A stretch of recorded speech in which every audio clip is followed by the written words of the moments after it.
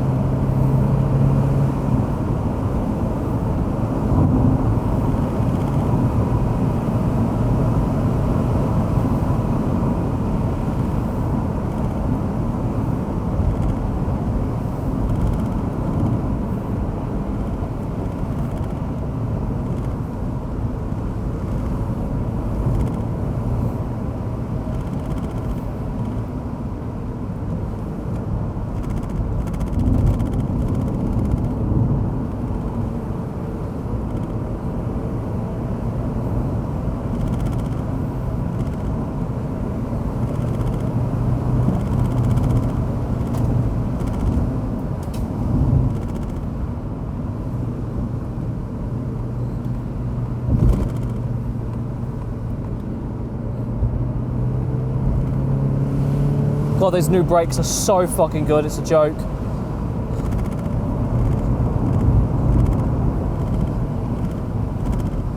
thought that was the police. I thought it was the police, my heart just dropped, I was in the middle of the road.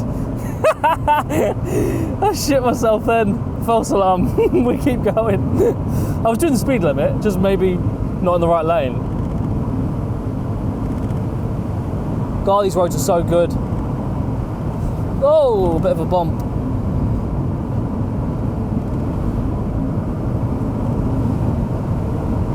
This car is just so... It's not the fastest car in the world, it's only 100 horsepower, just over, but it's plenty of power around these roads. You do not need any more. You could easily leave a car behind with more horsepower, because you just can redline this thing. There's so much... You can just hold so much speed around these corners. There's a little bit of body roll. The rev matching is one of the best bits.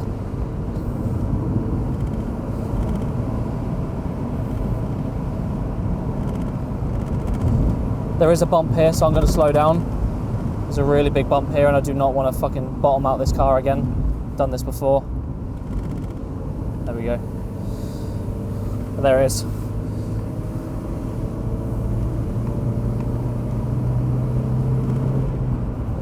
God. Yeah, there's a bit of roll, stock suspension, but to be honest, you don't really send it that much to need a change of suspension unless you're tracking the car. Swing it around here. New brakes are so good, man. Woo! Jesus. Yeah, that full service has sorted this car right out. So much more responsive. Such a fun car to drive. Oh yeah, you're right. Let's go through this little tight village section just to show you the little capabilities of it around here. This is one of the best bits of it because it's so tiny. You can just drive it anywhere.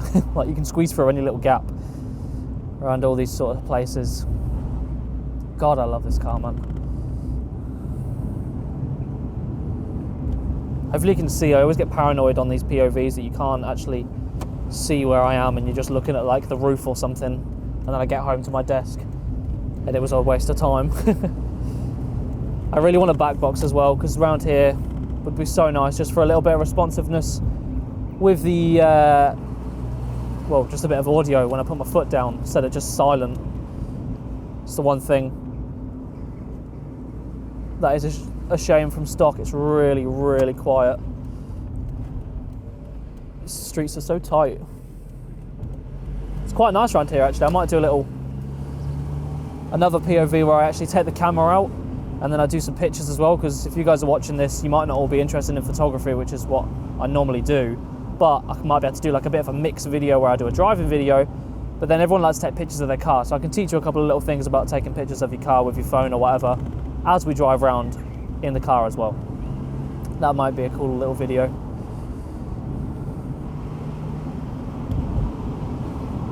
Oh, it's just so comfy, so warm as well, the roof down.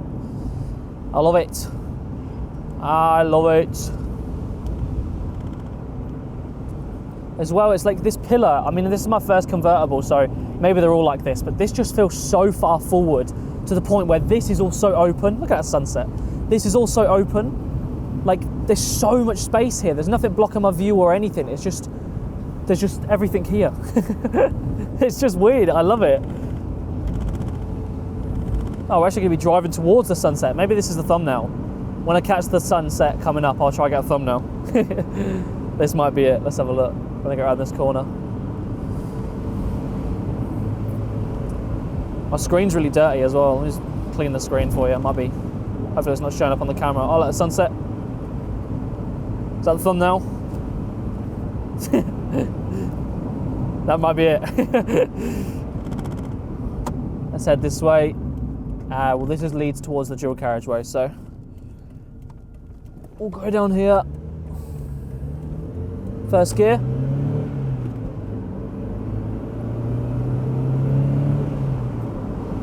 I got a little pop then. I got a pop out of the exhaust.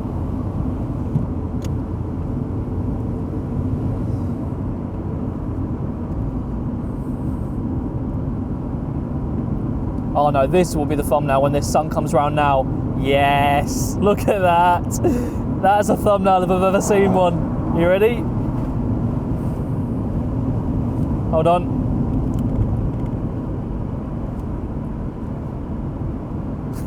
Hopefully that's the thumbnail if it looks any good. I'll do this as well, make it look cool as I'm driving. Maybe snapshot that. I actually can't see. My screens are really dirty.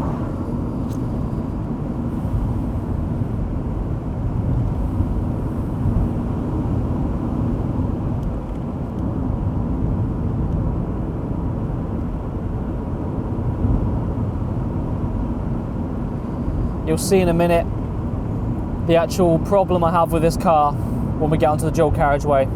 So as you can see, this gear stick is not going to move any more than it is right now, unfortunately, because it is a 6-speed. So when you get to 70, I don't know what it is. It just, I'm not comfortable doing long journeys. I always feel uncomfortable just because I'm looking at the rev limiter and I'm nearly hitting 4,000 RPMs just to stay at 70. It's like you can just hear the engine scream. It's a bit, I don't know.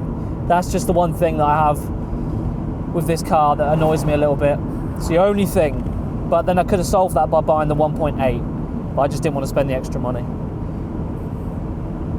But to be fair, I've heard that apparently the 1.8 gearbox is really delicate, like it brakes a lot apparently. It's like just not very reliable. Don't know how true that is. I haven't really looked into it, but I've just heard it a couple of times watching videos.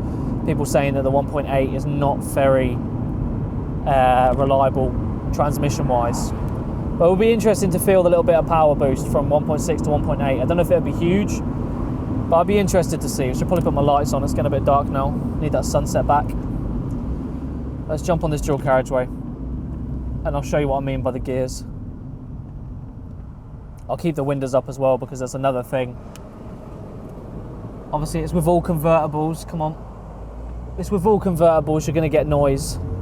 Luckily for this one, it is just noise. It doesn't hit my head at all. I am only 5'8", so maybe it's just because I'm a short ass, but come on mate, overtake. But yeah, you don't get anything on your head.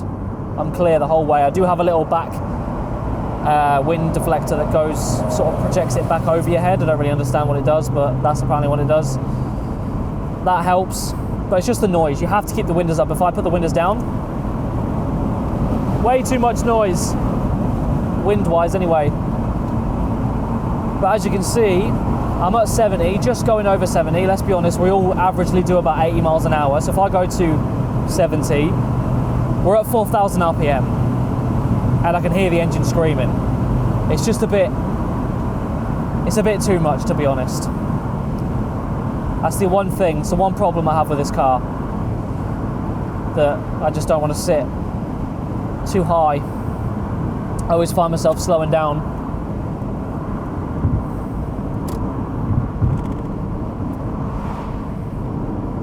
But other than that, there's nothing else I would fault about this car.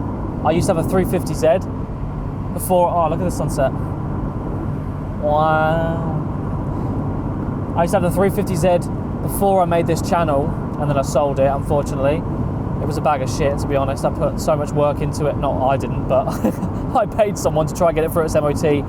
Spent nearly £1,000 trying to get it through, and it was just on its last legs. It had like 170,000 miles on it. I got it cheap, but that was powerful, loud, heavy, but still fun. And I would take this car over that car any day, right now anyway. Just because this car's so fun, especially in this sort of weather. I just love it. Round town, so fun to swing about. Yeah, it's just a good car all around. If you're thinking of buying one, I'd definitely buy one.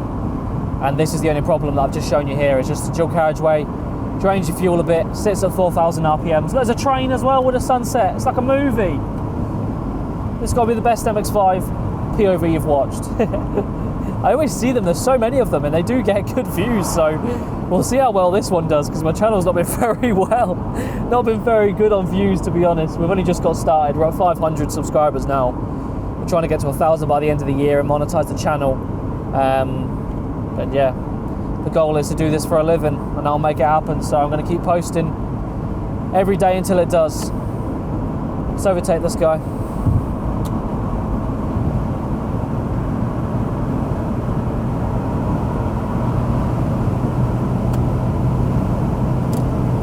Yeah, it's just a bit too much revs. Just need one more gear. I'll just throw it into reverse.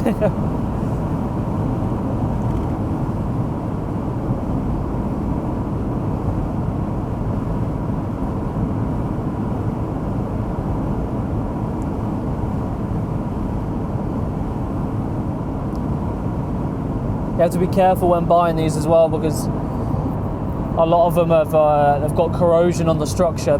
Luckily, I paid a little bit extra for this one, probably a bit too much. I paid $2,400 for this one, but that was because it had clear MOT history for the last 2 years. No advisories, no rust. Well, it has rust, but like no structural rust where it's an advisory or anything like that. It's been clear. So unless the guy's been doing driveway MOTs, then I think I got a good car underneath. I hope. We'll soon find out when I go for my MOT at the end of the year. But when you're looking for them, just make sure you do the background checks on all the MOT history on whatever app you can find. I found a free one that you can use that actually works quite well. So just make sure you do your checks. Try to find a decent one. I'm going to pull into this lay-by, or whatever this lay-by section is. We'll do a little outro for you, and then that will conclude the video. I don't know how long it's been. One take. It's completely different to all the content I do on my channel, but I'm definitely going to start doing more of these. One day I want to be able to actually just go abroad, rent cars out, or take cars out and take them for drives in like the fucking mountains and stuff like that. That's the goal. That's what we're going to be doing. But for now, we will settle for the little MX5, providing you guys with a lovely little POV on a Monday evening in the summer. Let's park this on the side here. Bosh. Put the windows down for aesthetics. Looks a lot better with them down. There you go. That is my first POV drive with the MX5 Mark II 1.6 2004 splash screen monster. I love it. That's it. Go buy one. And obviously subscribe as well. Help your boy out. More car content coming.